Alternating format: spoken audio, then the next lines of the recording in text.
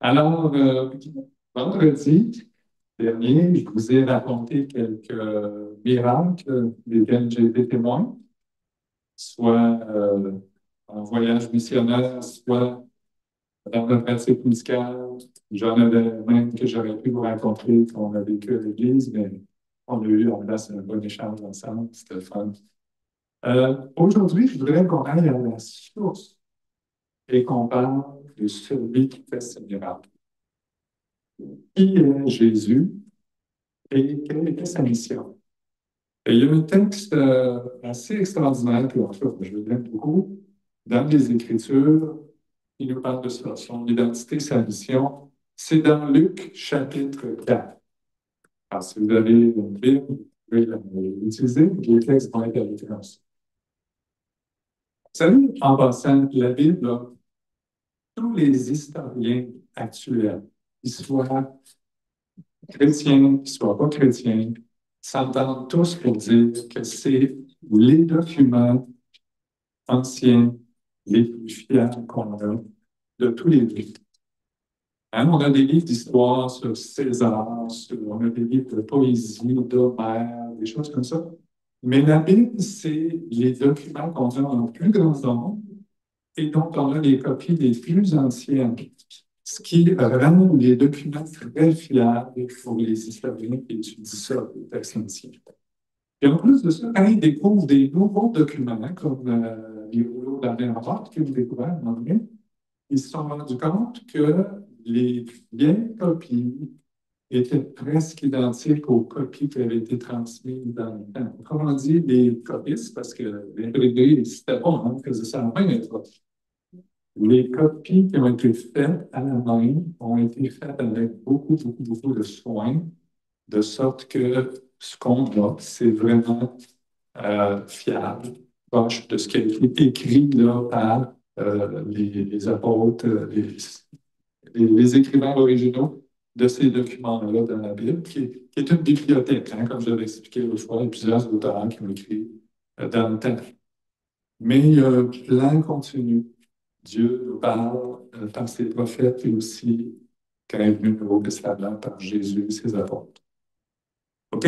Alors, juste pour dire que c'est ça, c'est ce livre-là qu'on lit aujourd'hui, et on va aller lire un des évangiles, qui est d'ailleurs écrit par un médecin, hein, Luc. Ben oui. Luc, il était médecin. Non, je trouve ça le fun parce que ça lui donne un regard spécial sur les guérisons de Jésus. Hein? Et puis, probablement qu'il utilise les termes médicaux de l'époque aussi pour nous parler, quand il parle d'un lunatique ou des choses comme ça. Si jamais vous voulez aller plus loin dans ce que je parle, comprendre la fiabilité des Écritures, il y a un livre, pour ceux qui veulent se le taper, 763 pages. Le verdict, c'était écrit par Josh McDowell. Alors, il donne plein d'écrits d'historiens extra-bibliques, analyse des critiques qui sont faites de la Bible. C'est très complet et c'est très convaincant. L'épreuve de la résurrection de Jésus, par exemple. C'est vraiment intéressant de lire ça. OK, allons lire notre texte dans Luc 4. Est-ce que vous voyez bien l'écran? Jésus, revêtu de la puissance de l'Esprit, retourna en Galilée et sa renommée se répandit dans tout le pays d'alentour. Il enseignait dans les synagogues et il était glorifié par tous. Il se rendit à Nazareth, où il avait été élevé, et selon sa coutume, il entra dans la synagogue le jour du sabbat. Il se leva pour faire la lecture. Alors, il choisit de se rendre à Nazareth. C'est le village où il a été élevé. C'est comme si vous allez dans votre patelin où vous êtes né, là. Puis il y a une partie des gens qui vous connaissent.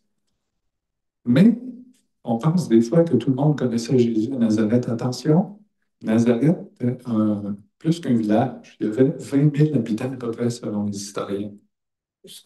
Donc 20 000 pour l'époque, c'est une bonne ville, là.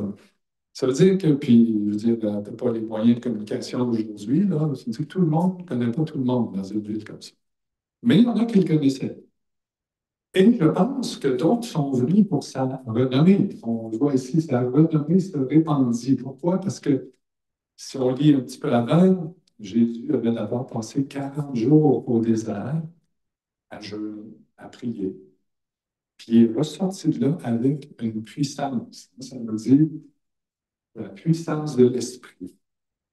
Et là, il s'en va en Galilée, dans son patelin, mais en passant, il arrive dans plusieurs villes, dans plusieurs synagogues, il guérit des malades, il chasse des démons.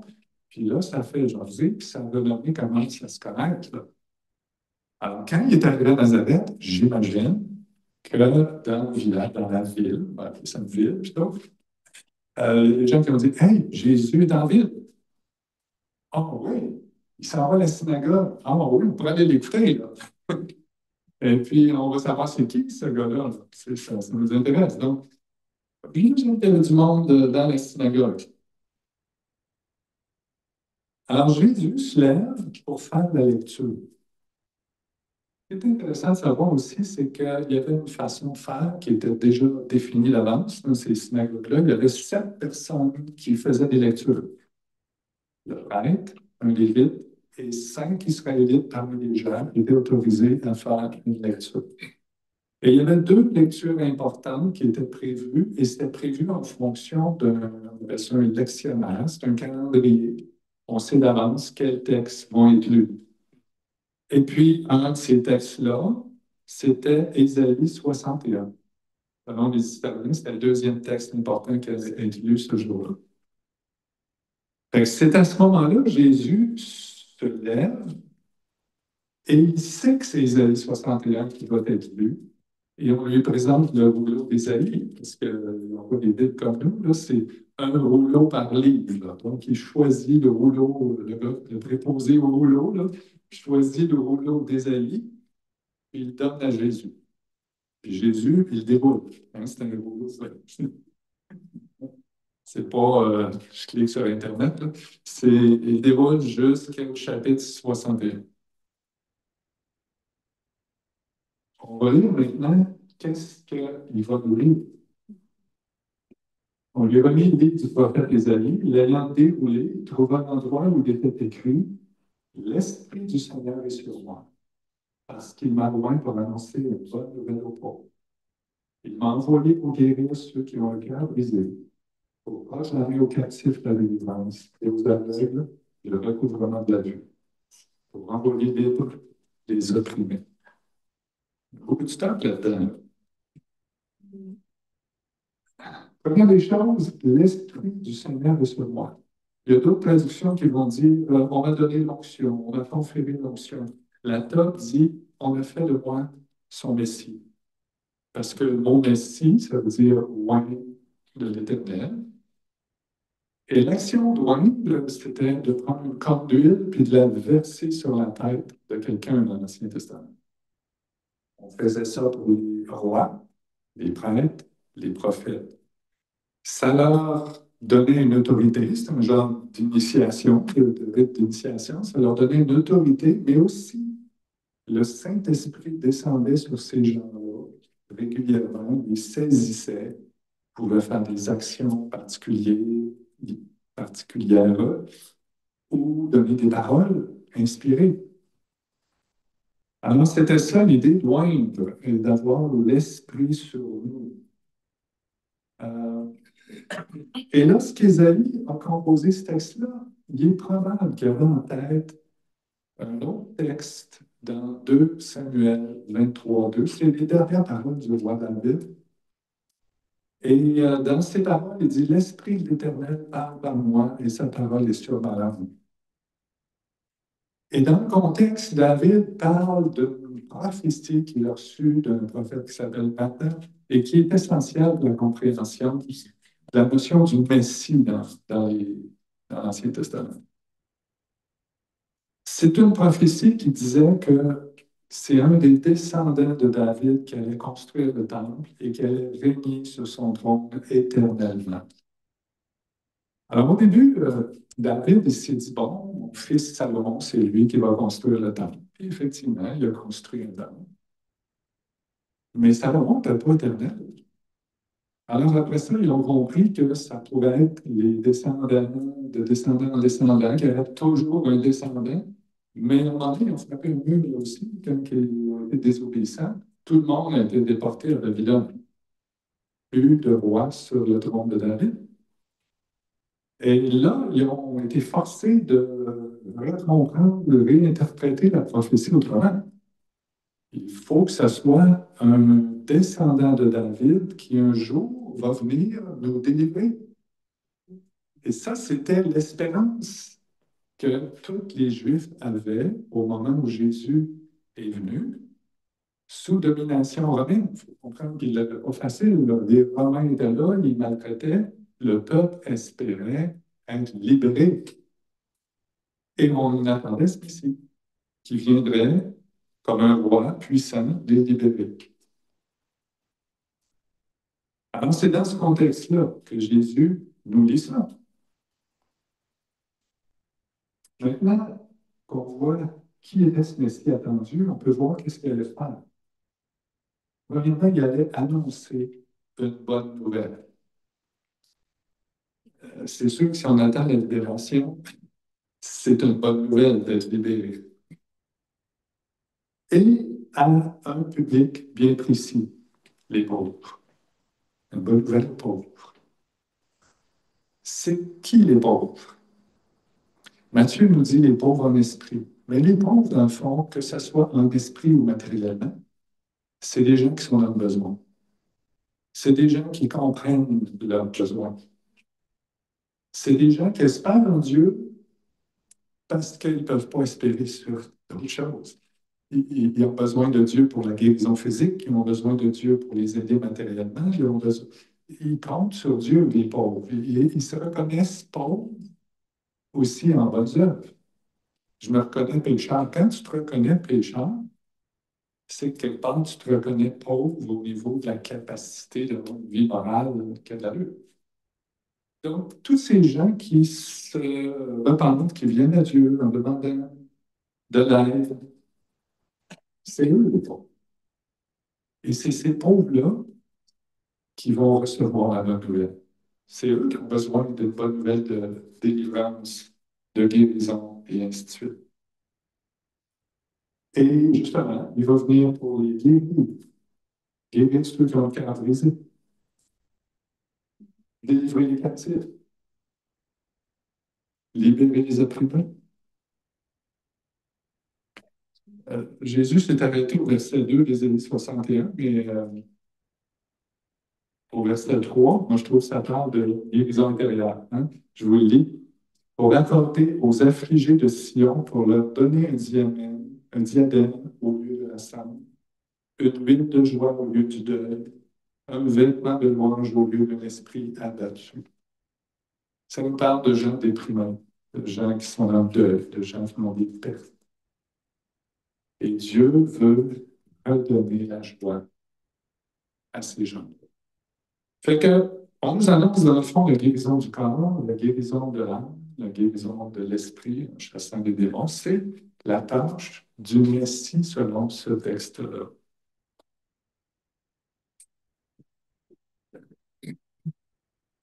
On peut aussi voir dans l'expression au prisonnier de la délivrance la libération du péché, parce qu'on est prisonnier du péché. C'est une tendance qu'on a tous, et puis le péché a des conséquences, entre autres. On voit dans les Écritures que le péché conduit à la mort. La mort a été introduite dans l'histoire de l'Evangile à cause du péché. Et Dieu veut nous délivrer même de la mort, la conséquence du péché. Il y a aussi la pression sociale. On peut voir dans l'histoire l'influence de l'Église pour aider les classes pauvres, créer des hôpitaux, des écoles, amener la démocratie, des mouvements plus humanitaires. Donc, c'est toujours, encore aujourd'hui, il y a plein d'organismes qui vont en aide dans les pays où il y en arrache plus. Et ça termine le verset par pour publier une année de grâce du Seigneur. Je l'ai mis à part parce que quand on entend le mot grâce dans les cercles chrétiens, on pense souvent aux enseignements de Paul. On est sauvé par la grâce, c'est-à-dire par une décision gratuite de Dieu qui nous donne un cadeau. C'est pas par nos œuvres, c'est pas par nos efforts, parce qu'il n'y a personne qui peut prétendre en faire assez pour avoir le salut. Alors, les pauvres, c'est aussi ceux qui ne veulent pas entendre quelqu'un le jour de leur funérailles dire c'est un bon gars, c'est pour ça qu'il est allé au ciel. Moi, quand j'entends ça, les oreilles me cillent. Parce qu'il n'y a personne qui peut dire j'étais un beau gars, je suis pas allé là. Enfin, pas un beau gars, un bon gars. Puis je peux aller au ciel à cause de ça. Donc, le pauvre, lui, reconnaît qu'il est pécheur. Et il a besoin de la grâce, la gratuité. Alors, ça, c'est tout le message de Paul. Mais pour les Juifs qui entendaient ça, eux autres, ils connaissaient la notion du jubilé. Et une année de grâce, c'était une expression consacrée pour décrire le jubilé. C'était quoi le jubilé? Ben, c'est encore une image qui ressemble à celle du salut, comme Paul le développe, mais le jubilé, c'était dans la loi. La 49e année, on proclamait que tous ceux qui étaient devenus esclaves à cause de leur dette, qui avaient dû vendre leurs biens, qui avaient dû même eux se déclarer esclaves d'un propriétaire X, ben, ils étaient libérés, graciés. Ils retrouvaient leur liberté, ils retrouvaient leur temps, ils retrouvaient leur bien. Laissez-moi vous dire que c'était la joie d'un pays, d'où l'expression jubilé. Quand on dit jubilé, hein, je jubile, c'est je suis dans la joie, je saute, mais c'est ça le jubilé. Donc, le Messie vient proclamer cette année de grâce-là, une période, une période de libération, une période où les esclaves sont envoyés et où on leur redonne leur héritage. Et quelque part, l'humanité a perdu son héritage que Dieu avait donné à Adam et Ève. On a tout perdu ça. Le Messie vient redonner la dignité, la vie, la liberté par rapport au péché, et ainsi de suite.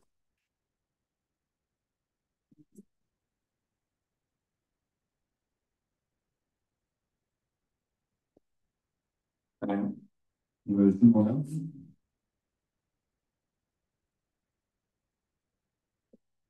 OK.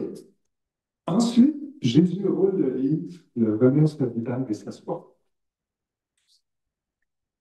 Euh, Là, on peut penser qu'il est fini, mais c'est pas comme ça que ça se passait.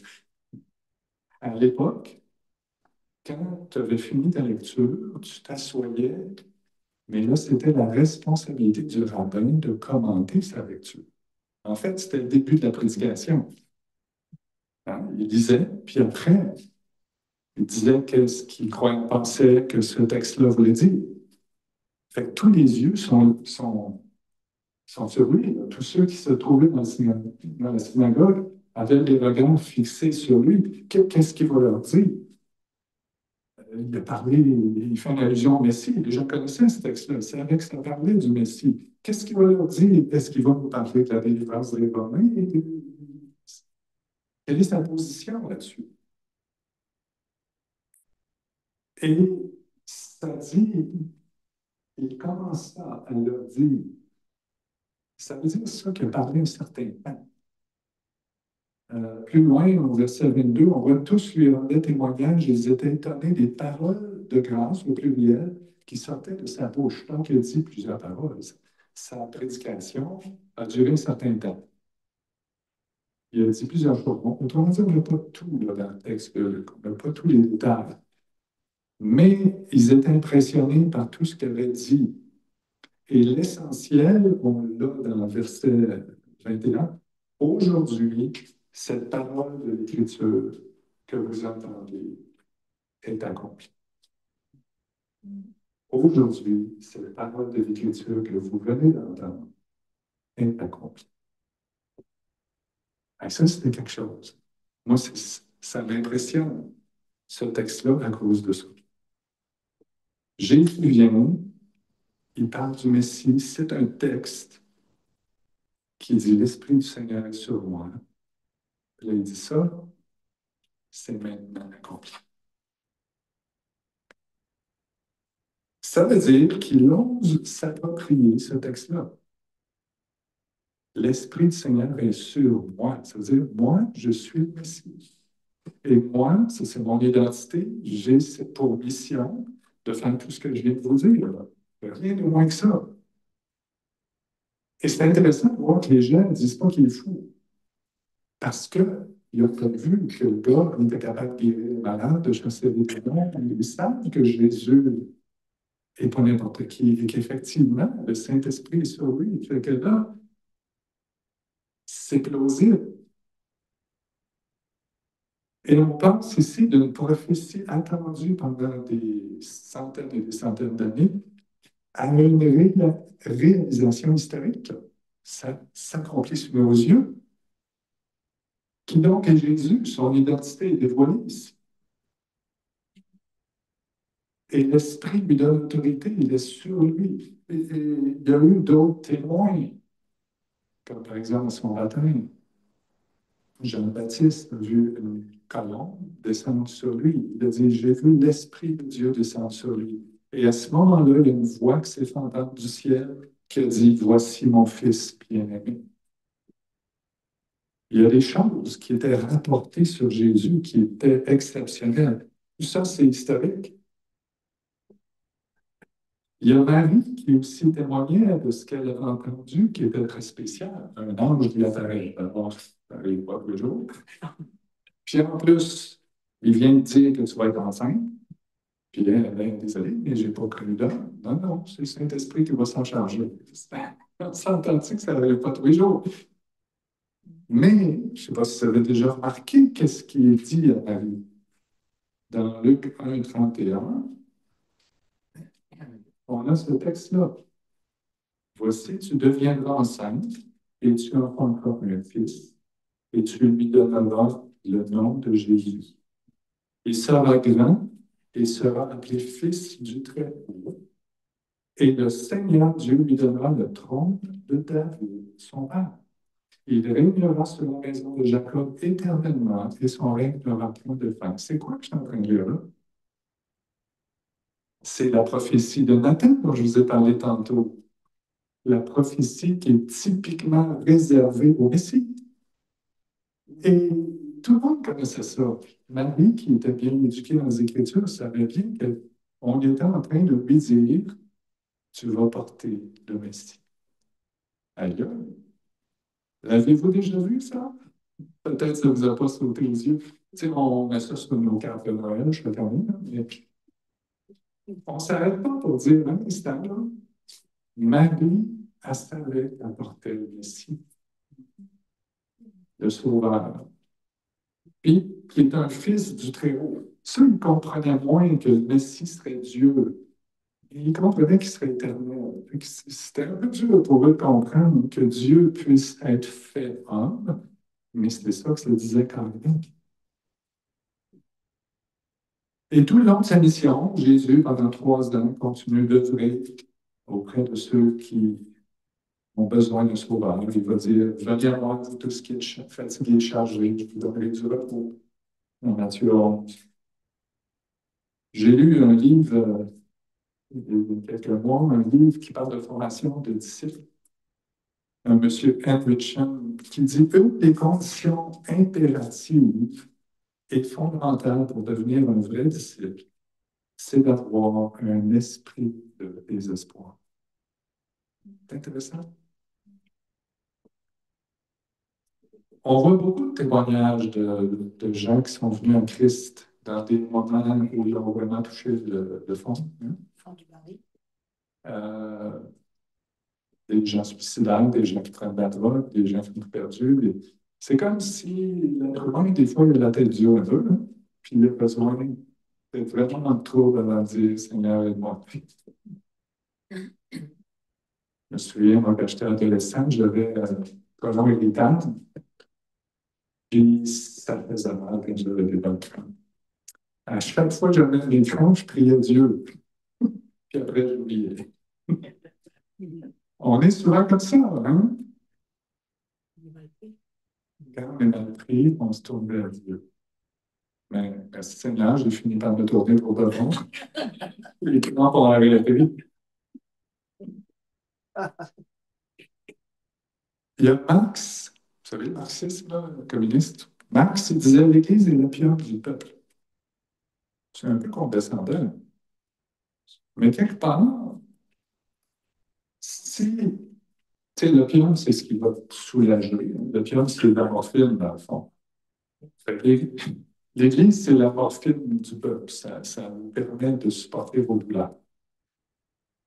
Mais quelque part, si le fait d'avoir le cœur humble à cause de toutes nos souffrances nous permet de venir à Dieu, ben merci pour l'opium. Merci.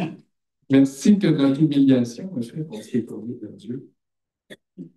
Et Jésus, justement, accueillait tous ces gens dans le péché. Il allait vers les pécheurs. Même que les pharisiens, les disciples de Jean-Baptiste avaient de la misère à comprendre ça. Jésus disait, c'est pas les gens bien portants qui ont besoin de médecins, c'est les malades. La même chose pour les pécheurs. Alors, il y avait les prostituées. Aujourd'hui, si c'était le cas, on s'occuperait des drogués, des voleurs, des sidatiques, des pédophiles, de tous ceux qui ont des mauvaises vies. Parce qu'ils refusaient personne. Et ces gens-là, des fois, acceptaient qu'ils avaient besoin d'aide plus facilement que les autres. Ce qui est limitatif pour Dieu, ce n'est pas le péché. C'est souvent la façon dont on pense. Et aujourd'hui, même pour ces gens-là qui sont pécheurs, il y a des idéologies, des fois, qui vont essayer de leur dire ben, ton péché est normal. Hein? Ils pas avec ça. Puis c'est ça qui empêche les gens de se repentir et de se tourner vers Dieu.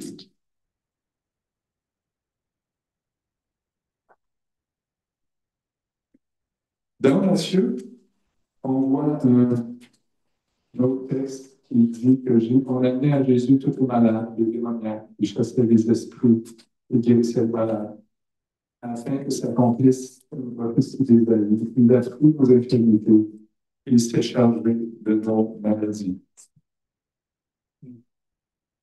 Donc, Jésus a fait ça pendant 3 ans. Et ça faisait partie de son ministère. Et il a envoyé des disciples faire la même chose. Ça faisait partie de leur ministère. Et ça fait encore partie du ministère de l'Église, de s'occuper des malades, mais aussi de prêcher une bonne nouvelle aux pauvres. Il parle aussi des aveugles.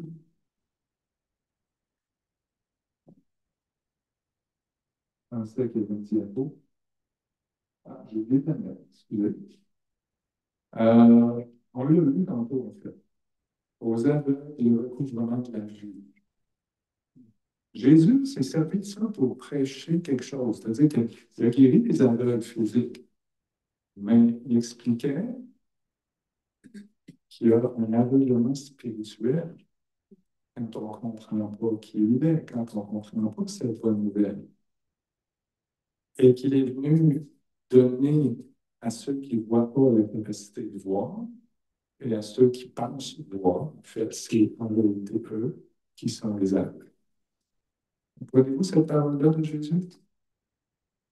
Ceux qui sont convaincus qu'ils ont tout ce qu'il faut sans Jésus, ben, ils sont aveugles. Ils ne voient pas qu'il faut absolument voir Jésus pour survivre à la mort, aller au-delà de la mort, et même être heureux, je dirais, dans cette vie, parce que Jésus vient donner un sens profond à ton existence. Alors voilà, Jésus venait de apporter ce message-là, mais il y a eu des résistances à Nazareth. Dès le début de son ministère, et on peut reconstituer à l'aide des autres évangiles, parce que ce qu'on a lu dans le 4 est raconté aussi dans d'autres évangiles. Par exemple, si on va dans Marc, versets 5 et 6 de Marc 6, Et il n'a pu faire aucun miracle, si ce n'est qu'il imposa les mains à quelques malades et les guérit. Et il s'étonnait de leur incrédulité. C'est la seule place, c'est-à-dire dans tout le mystère de Jésus, où il y a eu de la difficulté à vivre de malade, parce que l'atmosphère était pas bonne. C'est quoi qui se passait? Ben oui, il y en a qui étaient impressionnés par ce qu'ils se disaient, mais il y en a d'autres, il y avait des choses qui lui parlaient. D'abord, sur qui il était. Ben, ça ne peut pas être le Messie, on le connaît, c'est le fils de Joseph, le charpentier. Le Messie, ça va être un grand roi, là. Puis en plus, il est censé venir de Bethléem, et puis celui-ci, on sait d'où il est, mais le Christ, quand il viendra, personne ne saura d'où il est. On peut lire ça dans Jean 7, verset 27.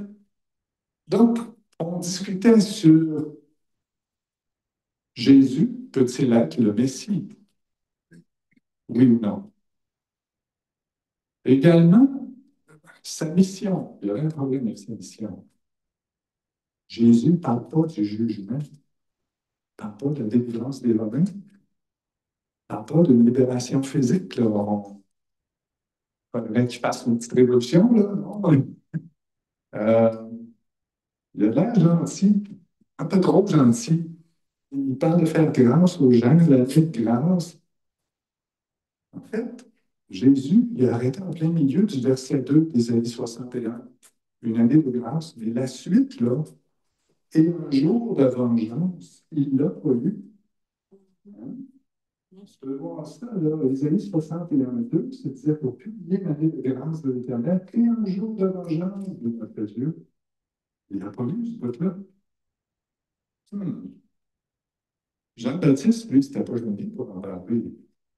Race de vipère, qui vous a appris à fuir la colère à venir? Tout arbre qui ne produit pas de bons fruits sera coupé, jeté au feu. Moi, je vous baptise d'eau, mais celui qui vient après moi vous baptisera du Saint-Esprit de feu. Il nettoiera son air, il amassera son blé au grenier, mais il brûlera la paille dans le feu qui s'éteint point.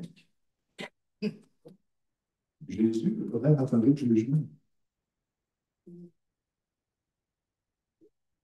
Alors, est-ce qu'il irait jusqu'à gracier les païens?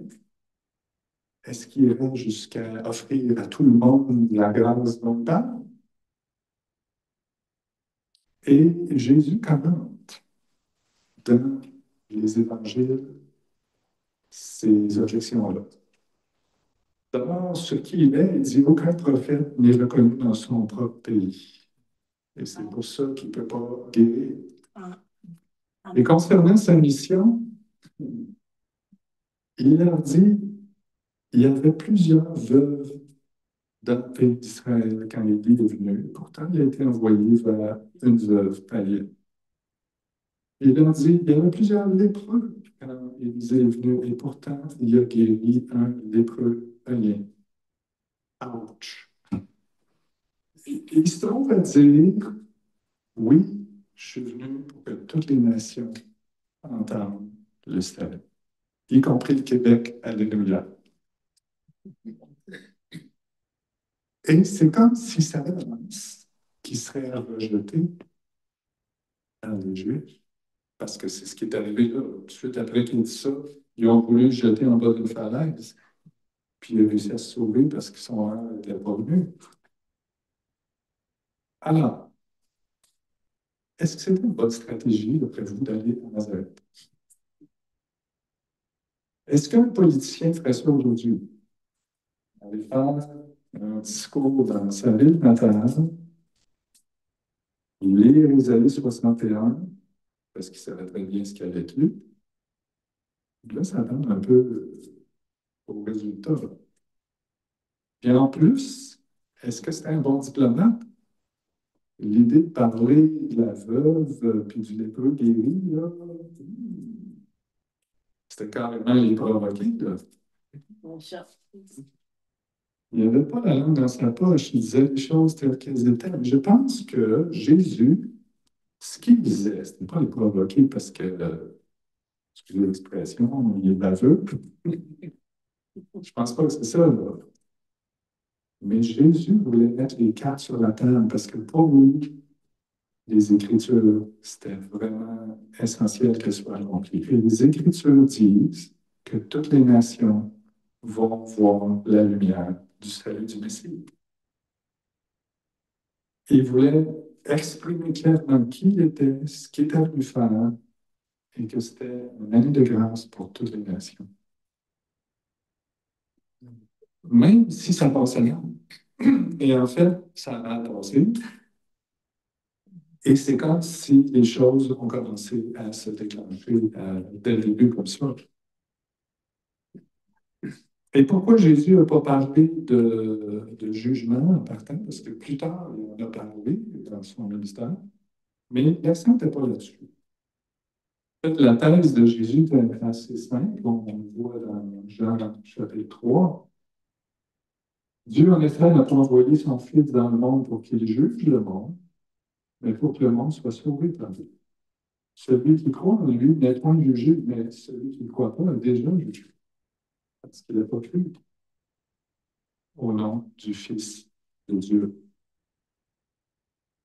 C'est que, dans le fond, la conséquence du péché fait qu'on est tous jugés. On va tous avoir. On n'a même pas besoin de le dire. Ce que Dieu a, c'est une voie de sauvetage. Et c'est là-dessus qu'il faut insister. Ça, c'est les deux versets qui suivent le fameux Jean 3,16, quand Dieu a tant aimé le monde qu'il a donné son Fils unique afin que quiconque croit en lui ne périsse point, mais qu'il ait la vie éternelle. Quiconque, toutes les nations. C'est une invitation au salut, mais qui est compréhensible si tu comprends que tout le monde est déjà jugé, en fait.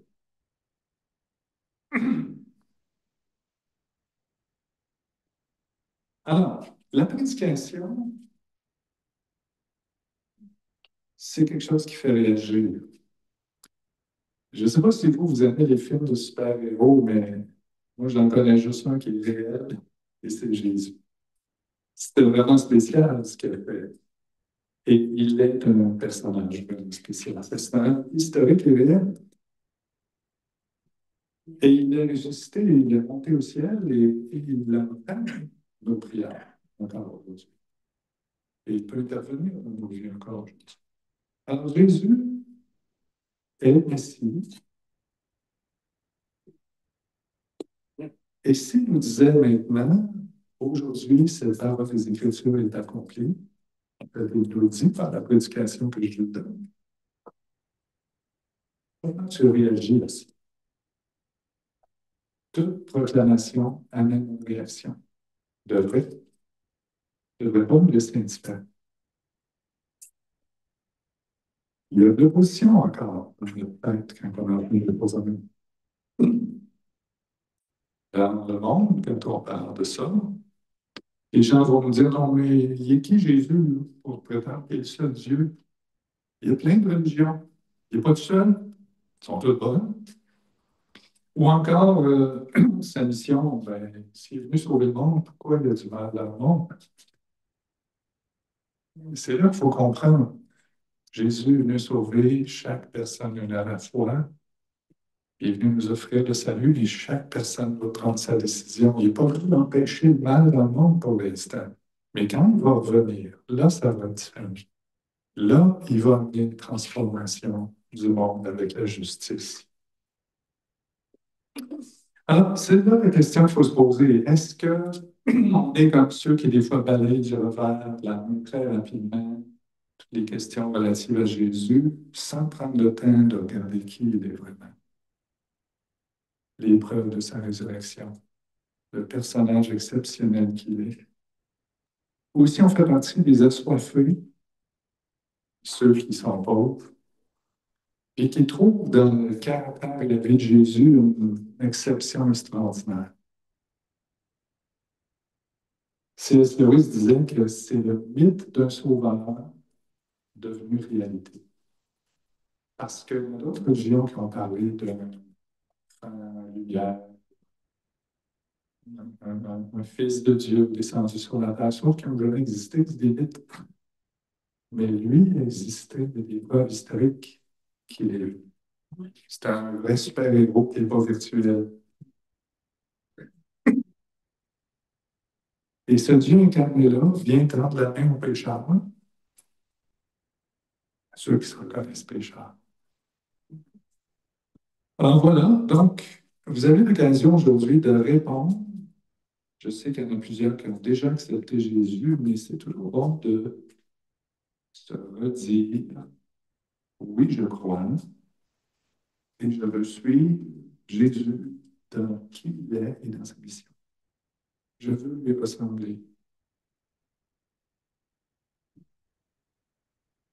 Et des fois, on cherche la guérison, et Jésus veut simplement l'accorder, mais comme je disais vendredi, le plus important, c'est la conversion, parce qu'on va finir par tous mourir un jour. Mais par la conversion, on reçoit la vie éternelle.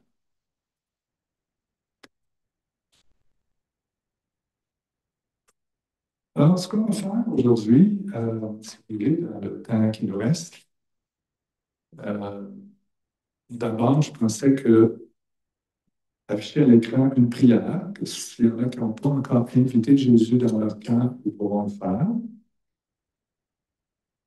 Puis après, on aura un temps de guérison. Je commencerai par un temps de guérison collective. On va faire un genre de petite séance de guérison intérieure ensemble. Puis on pourra aussi prier après pour les maladies individuellement pour les gens. Il se peut que tu reconnaisses une partie des choses que je dites aujourd'hui. Hein? Il y a des gens qui se reconnaissent imparfaits, ils savent bien qu'ils sont pécheurs.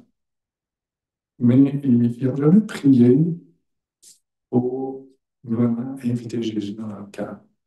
Et si tu ne l'as pas fait, je t'encourage à le faire maintenant, parce que ça fait toute la différence. Alors, je vais afficher à l'écran la prière dont vos parents, c'est un peu plus petit, je ne sais pas si tu es capable d'avoir. On va prendre 15 secondes de silence juste pour me demander, est-ce que j'ai déjà demandé à Jésus de garder mon cœur? Qu'est-ce que je peux faire une prière comme ça?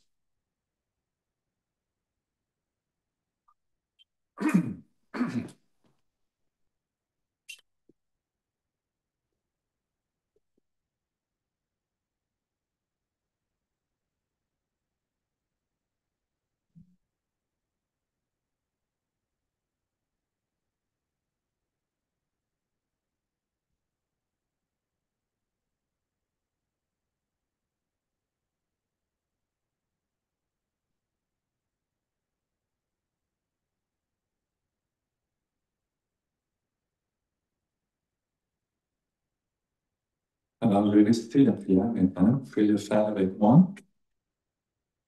Ça peut être à voix basse ou à voix haute. Seigneur Jésus, je reconnais que tu es Dieu, venu du Père. Tu as été un homme sans péché, tandis que moi je suis pécheur. Je reconnais que tu es mort sur la croix à ma place pour le pardon de mes péchés. Aujourd'hui, je place ma foi en toi pour mon salut éternel. Merci de pardonner toutes mes fautes. Accorde-moi ton Saint-Esprit. Il me permettra de parler avec toi et qui m'aidera à être meilleur parce que tu vis dans moi.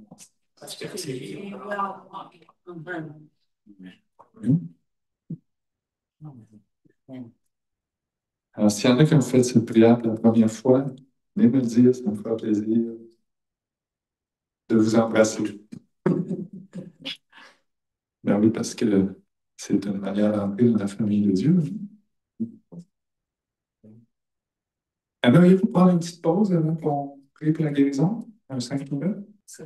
Alors, on va prier maintenant pour avoir un temps de guérison intérieure. C'est quoi la guérison intérieure? J'ai écrit plusieurs livres là-dessus. Ben, c'est la guérison de l'âme. C'est l'idée de se connecter à Jésus pour qu'il nous montre la source de certains problèmes. Alors, des fois, on fait des rencontres plus prolongées, mais on peut l'expérimenter ici, dans une prière de groupe. Je vais vous expliquer comment vous connecter à Jésus et qu'il vous parle d'un sujet. Alors, peut-être aussi que vous avez déjà en tête un sujet dont vous aimeriez lui parler. Hein, vous aimeriez qu'il parle d'un problème que vous n'avez pas réussi à régler ou quoi que ce soit. À ce moment-là, vous pouvez poser une question plus précise à Jésus dans un exercice comme celui-là. Je vais commencer par, avant qu'on fasse ça, deux choses. Prier que le royaume de Dieu vienne. Puis ensuite, on va juste pardonner à tous ceux envers qui on a quelque chose. L'histoire du pardon, là, souvent, ça empêche nos guérisons. C'est important de vraiment vider le fichier de nos ennemis, hein, ceux à qui on en veut encore. On veut juste demander à Dieu, y a-t-il des gens à qui je n'ai pas pardonné? Puis on laisse aller ça. Même chose, s'il y a des grosses offenses que nous on a faites, on peut demander pardon aussi. Si vous sentez qu'il y a des choses dans le chemin, là, entre vous et Dieu, vous demandez pardon pour ça aussi. OK? Puis après ça, on va se lancer dans la guérison intérieure. Merci Seigneur parce que tu es toujours accessible, que nous pouvons aller vers toi, Père céleste, Père très saint, Père tout-puissant, par le Saint-Esprit et parce que Jésus a ouvert le chemin en mourant pour nos péchés. Merci parce qu'il prend nos infirmités et nos maladies sur lui, on l'a lu tantôt. Merci parce qu'il désire nous apporter la guérison. Alors, quand je dis ton royaume vienne, c'est qu'il nous accorde le Saint-Esprit, qu'il nous accorde aussi des anges de guérison qui peuvent se déployer. Et je te demande, Seigneur, de venir et d'inspirer les gens qui sont ici, de les accompagner, de les entourer. On va maintenant demander à Jésus s'il y a des personnes à qui on n'a pas pardonné. Inspire-nous, Seigneur, rappelle-nous.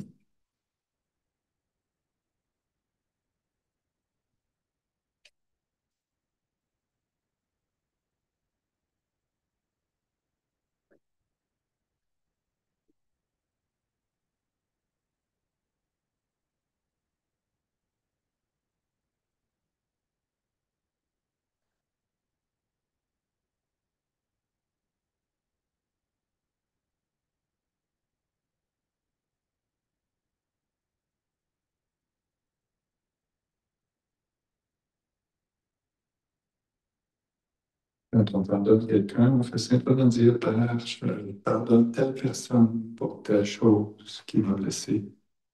Et en fait, lui s'occupe du dossier. Ça ne veut pas dire que c'était pas grave. Ça veut juste dire qu'on cesse de faire justice ou d'espérer par nous-mêmes justice. On compte sur la justice de Dieu.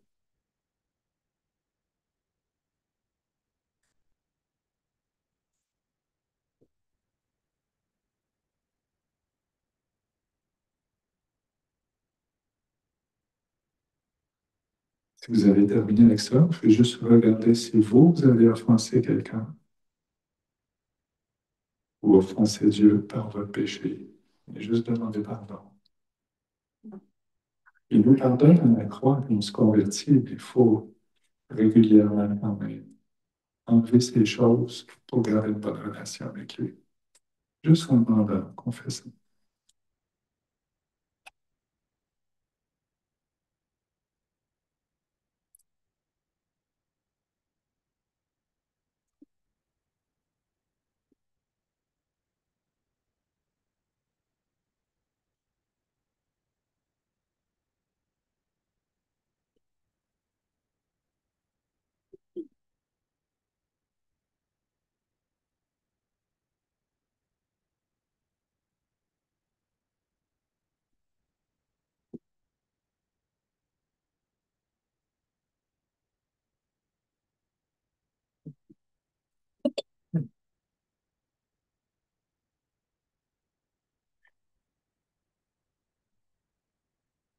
Alors, êtes-vous prêts?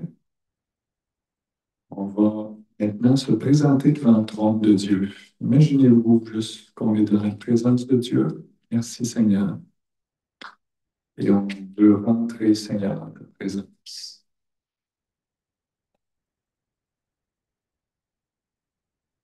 Et Jésus fait le pont entre le ciel et la terre. Imaginez Jésus à un endroit où vous aimeriez lui parler. Ça peut être ici, ça peut être sur la plage, ça peut être bel endroit. Vous pouvez l'imaginer au ciel. L'idée, c'est de fixer nos yeux sur Jésus, parce que c'est par lui qu'on va au Père.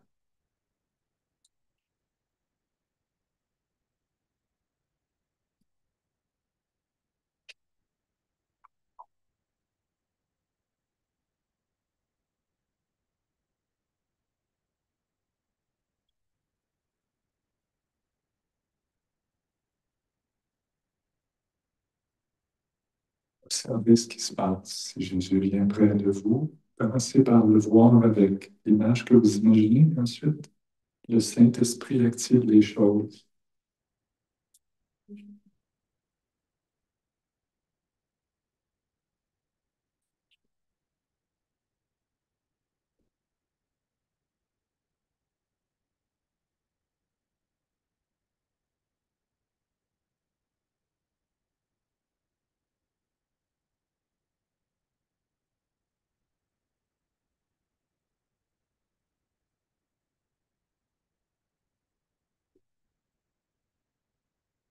Le minimum pour parler d'une relation avec Jésus, c'est que vous sentiez sa présence, que vous sentiez la paix. Vous pouvez aussi des fois le voir, qui vous prend dans ses bras, qui vous met la main sur vous, ou qui vous dit une parole. C'est encore une connexion encore plus complète. S'il n'y a rien de tout ça, faites juste lui parler pour commencer. Seigneur, je veux que tu viennes. Je crois que tu peux me parler. Puis fixez vos yeux sur ce qui se passe. Puis si ça ne marche toujours pas, demandez-lui pourquoi j'ai des difficultés.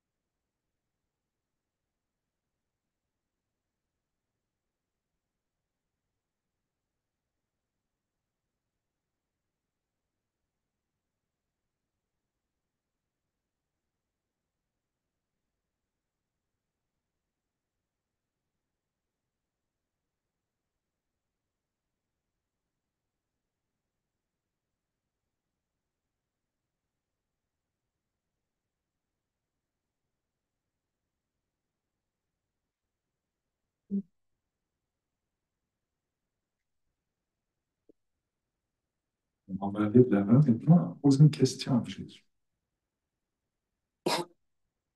Seigneur, de quoi tu veux me parler? Ou encore, Seigneur, voudrais-tu me parler de telle chose que j'aimerais que tu m'expliques?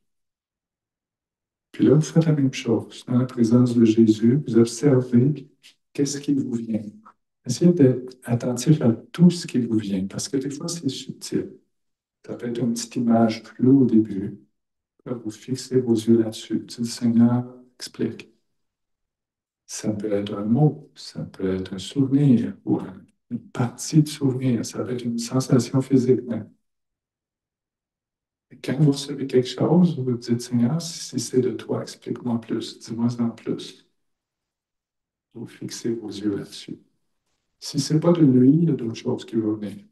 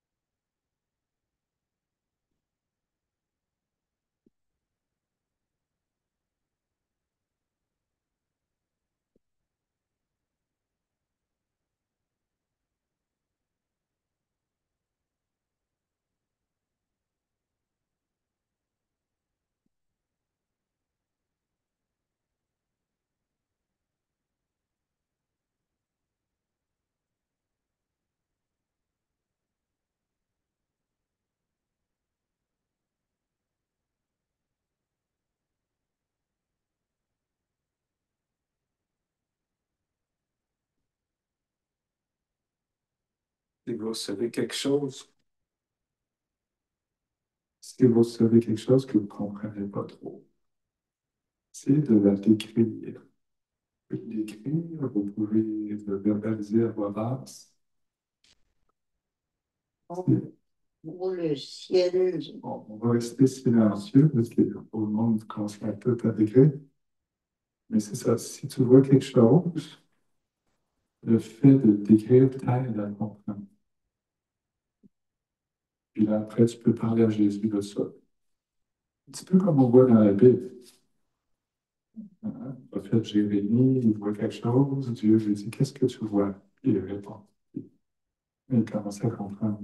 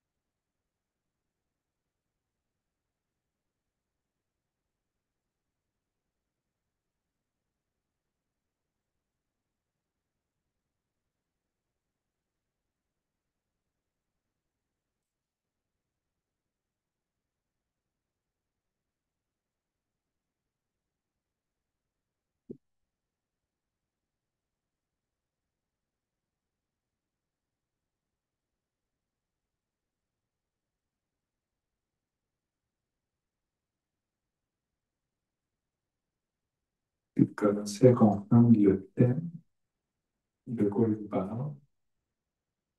Demandez-lui plus de détails. Tu me parles de peur. Qu'est-ce que tu veux dire là-dessus? Tu me parles de ma mère. Qu'est-ce que tu veux dire sur elle? Tu me parles, ainsi de suite.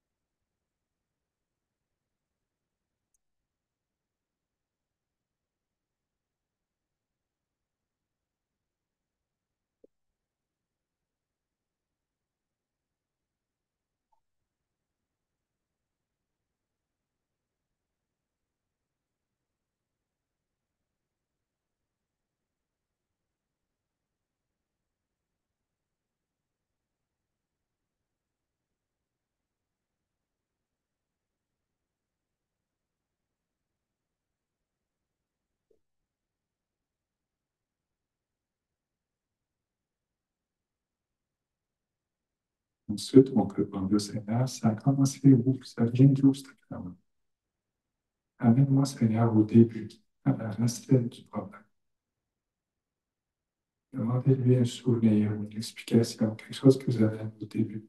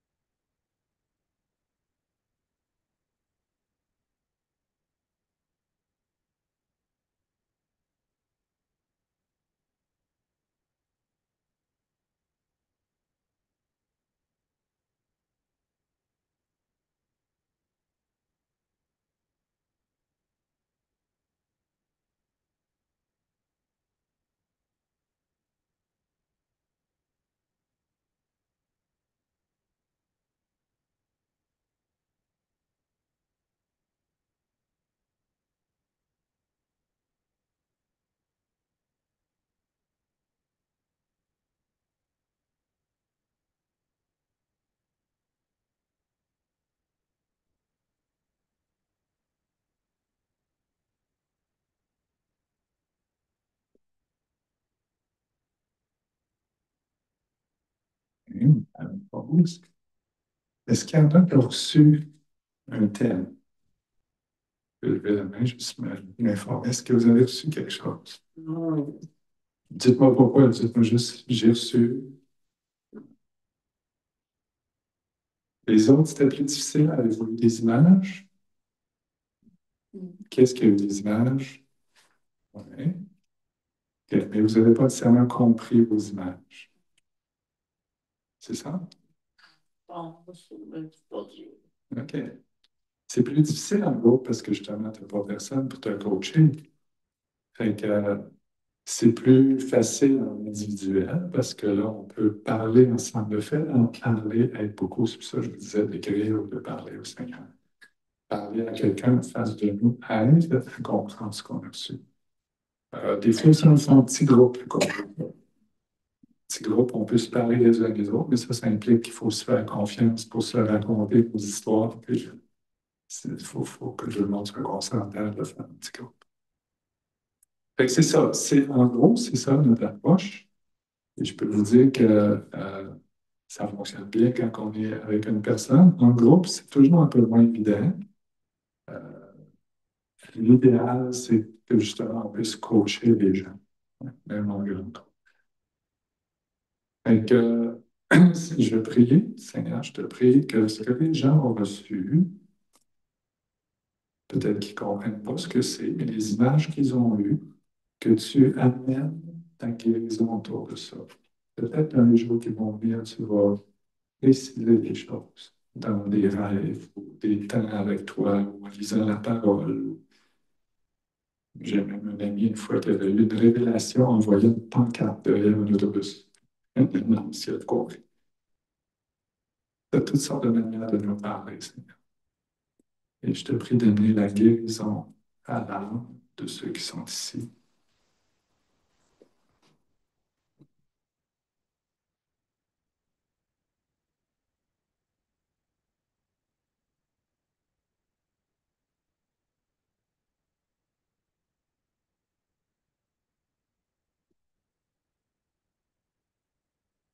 Je prie aussi que les gens puissent être connectés plus facilement à toi, qu'ils puissent recevoir de toi des paroles, des images, ce qu'on appelle converser avec Jésus, avec Dieu.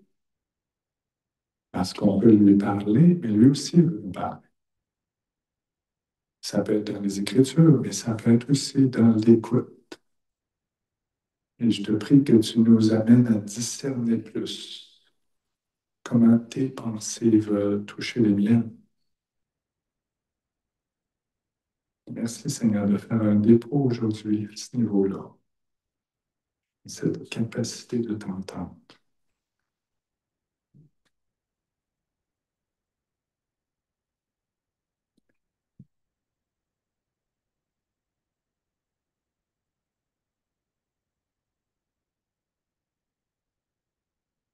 Il y a différentes raisons qui font que les gens, des fois, ont de la difficulté à entendre la voix de Dieu. Une, c'est des blessures par rapport à Dieu. Il est arrivé quelque chose dans ma vie, je n'ai pas trouvé ça le fun, puis je pense que Dieu aurait peut-être pu m'éviter ça, fait que je lui en veux. C'est sûr que c'est dur d'avoir une relation avec quelqu'un à qui tu en veux. Tu ne te rends pas toujours compte que tu lui en veux.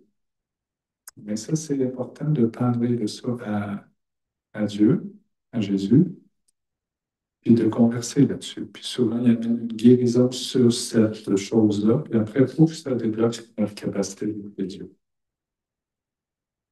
Une autre raison, c'est les gens qui ont pratiqué l'occultisme, un nouvel âge, toutes ces choses-là. Ça peut faire des liens qui font que c'est plus dur de connecter avec Jésus. C'est bon de faire un genre de résumé de toutes les choses qu'on a touchées. De se faire un inventaire des pratiques occultes, puis de demander pardon à Dieu pour ça, puis de briser toute alliance qui a été faite dans ce domaine-là, toutes les conséquences. Puis après ça, ça vous aide à entendre la voix de Dieu. Mhm. Puis si vous pensez avoir besoin d'aide, demandez-en. Mais c'est important. Des fois, on se rend pas compte, j'entends souvent des choses. Oh, ben, j'étais avant la conversion, c'était juste pour rire, on a fait ça entre amis. C'est un cadeau que j'ai eu pour aller voir une voyante. Puis les gens ne pensent pas que c'est important. Mais ces choses-là nous lient quelque part. C'est qu'on est allé sur le territoire de l'ennemi. Hein? Il y a Dieu qui est lumière, il y a l'ennemi qui est ténèbres. Si je lui demande de me parler de ce qui va m'arriver plus tard, en passant par quelqu'un qui n'est pas Dieu, qui lui est connecté à des réalités spirituelles qui ne viennent pas de Dieu, donc c'est moi qui ai allé sur le territoire de l'ennemi. J'ai fait une alliance avec ça. Il faut que je brise ça. C'est un peu comme un mariage. Ça prend un divorce pour briser ça. Donc, renoncer à toute alliance faite avec le monde, c'est important. All right. Des fois aussi, il y a des choses qu'on vit qui sont rattachées à nos ancêtres et non à notre vie à nous. On appelle ça des liens générationnels. Il se produit quelque chose à répétition dans ma famille, tout le monde a un problème avec ça, puis moi, je ne vois pas pourquoi ça aurait commencé dans ma vie. Ça peut être un péché, ça peut être une maladie qui se répète, ça peut être l'alcoolisme, ça peut être l'inceste, des choses qui se reproduisent dans la famille comme ça. On peut toujours l'expliquer par l'éducation, mais des fois, il y a quelque chose de spirituel à la base de ça. Si tout le monde a des accidents à bas âge, c'est pas l'éducation qui fait ça. C'est pas normal que tout le monde meure à 25 ans. Là. Il peut y avoir eu une malédiction, ou encore ça découle de certains péchés des ancêtres qui amènent cette malédiction-là sur la famille. Fait qu'on peut prier pour ça aussi. On peut demander au Seigneur de briser les liens générationnels, de couvrir le péché des ancêtres. J'aime le mot couvrir parce que je ne peux pas demander pardon à leur place, là. Mais je peux demander que Dieu mette comme un rideau entre eux et moi pour que moi je sois préservé des conséquences de leurs gestes. Puis à ce moment-là, de mettre un mur de séparation entre les mauvais héritages que les ancêtres enverraient sur ma génération et sur mes enfants. OK? Surtout mes enfants mineurs. Je ne peux pas choisir pour ceux qui sont déjà adultes. D'accord? Alors, on appelle ça couper les liens générationnels. Si vous voulez plus d'explications, je vous dis, il y a mon livre, mais en gros, c'est ça.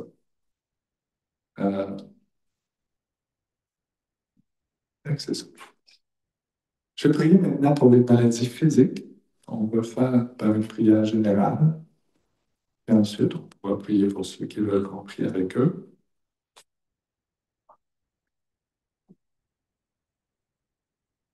Alors, Seigneur, je te remercie parce que tu as guéri tellement de malades et qu'encore aujourd'hui, il se passe des belles choses comme j'en ai raconté vendredi. Merci parce que tu désires, que tu es bon, que tu désires guérir. Et on t'apporte maintenant nos maladies au pied de ta croix. Alors, si vous pensez à des maladies en particulier, des parties de votre corps qui ne fonctionnent pas bien, des diagnostics que vous connaissez, posez ça un peu comme des paquets que vous mettez au pied de la croix de Jésus.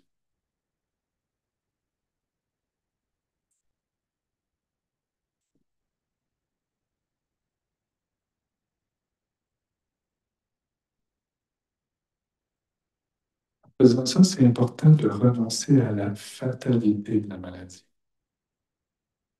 Il y a des gens, des fois, ils croient que Jésus peut les guérir, mais il y a eu un pronostic. Le médecin dit que je ne marcherai jamais. Alors, c'est comme si dans leur tête, ça fait obstacle. Dieu est plus puissant que le pronostic du médecin. Lui, il peut décider qu'il te guérit. Fait que c'est comme s'il faut juste dire, ben, Seigneur, je suis ouvert, je sais que tu peux des choses impossibles. Je te fais confiance.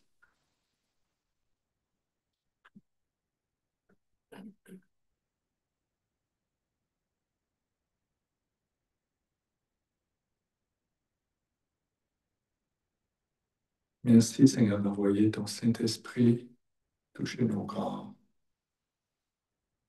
apporter la guérison.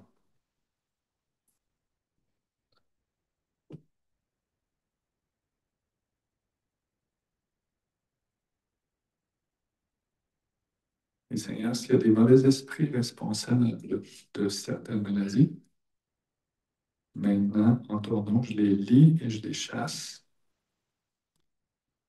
Des fois, on appelle ça des esprits d'affliction ou d'infirmité ou d'autres esprits qui causent des maladies. Vous quittez maintenant au nom de Jésus. Vous pouvez vous-même les chasser.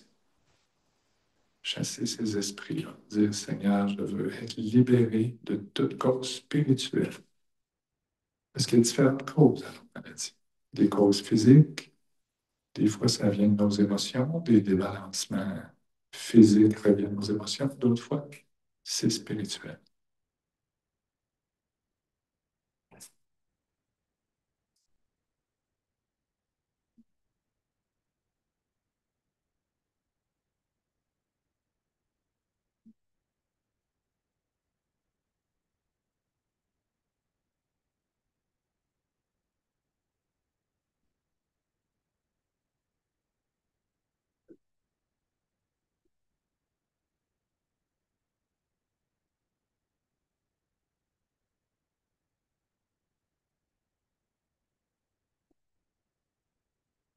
Merci Jésus de prendre nos maladies. C'est toi qui te changes de ces choses. Toute la puissance de guérison passe par toi.